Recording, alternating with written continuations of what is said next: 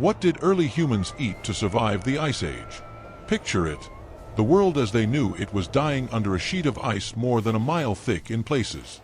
Temperatures plunged far below anything most of us today could imagine. Entire forests vanished. Rivers froze solid for months. Nights could last for 16 hours, and the wind across the open plains could kill a person in minutes. And somehow, through all of this, our ancestors did not just endure. They adapted. They thrived. And the story of how they did it begins with one simple question, asked every single morning under a pale and unforgiving sun. What will we eat today? To understand their diet, you first have to understand their world. Roughly 30,000 years ago, vast stretches of Europe, Asia, and North America were covered by tundra and steppe. Think of a frozen grassland, stretching beyond the horizon, broken only by sparse trees and distant blue glaciers. This was not a wasteland. It was, in its own harsh way, one of the most productive ecosystems on Earth. Biologists today call it the mammoth steppe, and it teemed with life on a scale we can barely imagine. Across these plains roamed herds of woolly mammoths, woolly rhinoceroses, giant reindeer, steppe bison, wild horses, and musk oxen. And where the game went, the hunters followed. Early humans of the late Pleistocene, including our own species and our Neanderthal cousins, built their entire way of life around these massive animals. Meat was not a luxury. Meat was the foundation of survival. But here is the part most people get wrong. Ice Age humans did not just eat meat. They ate fat. And the difference matters more than you might think. If you try to survive on lean meat alone, especially in cold conditions, your body will actually starve. The phenomenon is sometimes called rabbit starvation. Your liver simply cannot process that much protein without enough fat or carbohydrate to balance it. So our ancestors, without any textbook to guide them, learned to prize the fattiest parts of every animal they killed.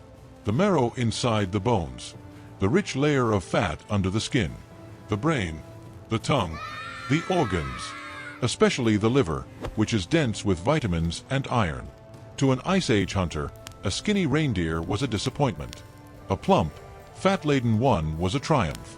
Hunting itself was a life-or-death dance of patience, cunning, and teamwork. A single hunter could rarely take down a large animal alone. So they worked in groups, tracking herds for days, studying the wind, hiding in tall grass, and driving their prey toward natural traps like ravines and cliffs. Their weapons were simple but brilliant. Spears tipped with sharpened flint. Throwing sticks called atlatls that extended the arm and multiplied the force of every hurled dart. Later, the bow and arrow.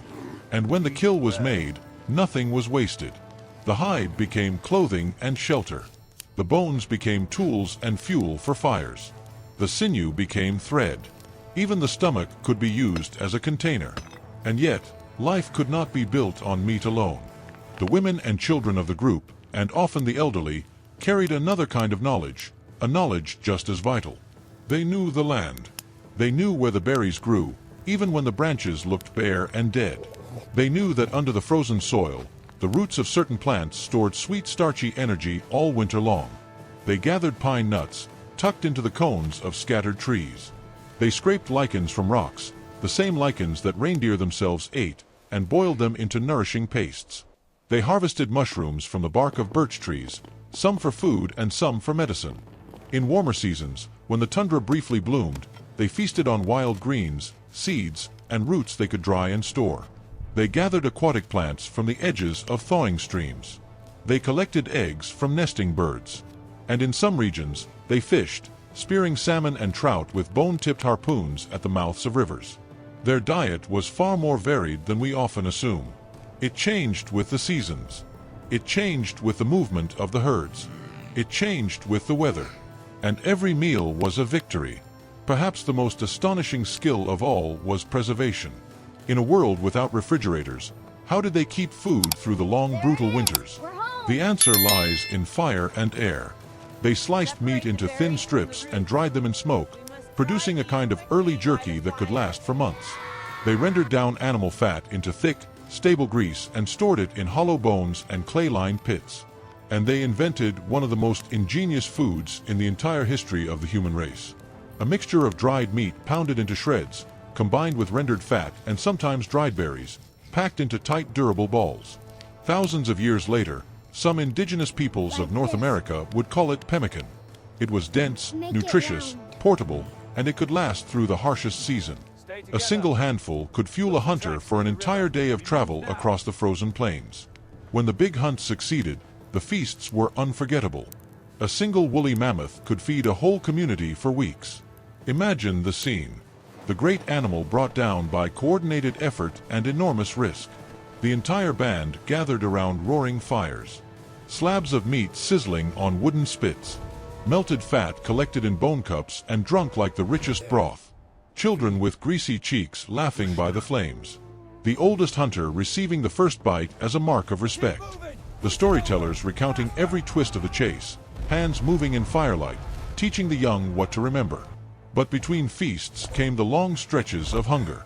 Days when the herds moved too far.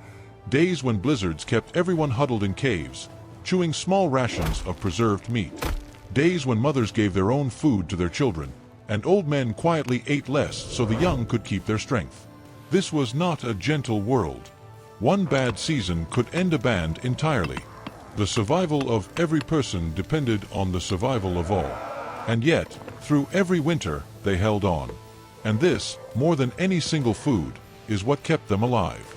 Cooperation, shared knowledge, shared sacrifice. The hunter without the gatherer would have starved. The gatherer without the hunter would have frozen in leaner seasons. The young could not survive without the wisdom of the old. And the old could not survive without the strength of the young.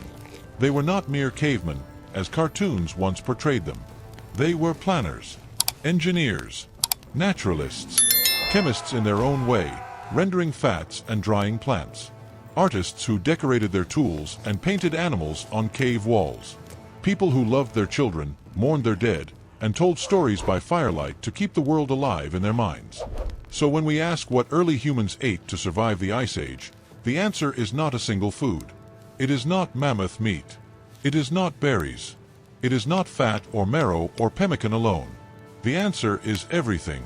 Everything the frozen land could offer, gathered by hands that had learned, over countless generations, how to read the sky, follow the herds, dig the earth, kindle the fire, and share the result. They survived because they refused to stop learning. Because they refused to stop adapting. Because they understood, deep in their bones, that no one person could survive alone. And the proof that they succeeded sits right here, reading these words. You are their descendant. Every cell in your body carries the legacy of those ancestors who stood against the wind of a frozen world, spear in hand, and said, "We will not go quietly. We will eat. We will endure. We will pass on what we know." And thousands of generations later, here we still are. The Ice Age did not break them. It made them. And understanding what they ate is really understanding how they learned to live at the edge of the world, why they became the most resourceful species this planet has ever produced, and why we are here today because they refused to give up.